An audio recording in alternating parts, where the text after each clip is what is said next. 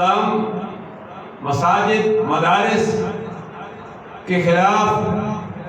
Propaganda اگلتے رہتے ہیں، لیکن مدارس مساجد سے قال اللہ قال الرسول کا علم بلند ہوتا رہے گا، اور یہ سلسلہ رکے گا نہیں۔ انہی مدارس سے امام راضی، شیخ سعدی داتا ہجویری علیہ رحمت،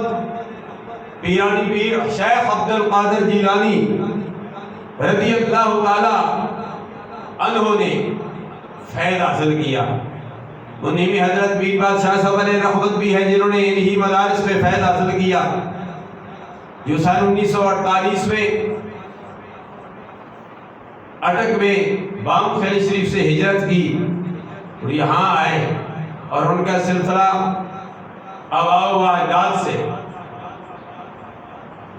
جدی پشتی جو ہم کہتے ہیں پنجابی میں پیر، جدی پشتی پیر اور ہوتا ہے جس کا باپ بھی پیر ہے، جس کا دادا بھی پیر ہے، جس کا پردادا بھی پیر ہے۔ جس طرح میں کہہ دوں کہ میں جدی پشتی پیر نہیں ہوں، اپنے آپ کو حقانی کہلاتا ہوں، لیکن میرے پیر و مرشد نے مجھے 90 میں خلافت دی۔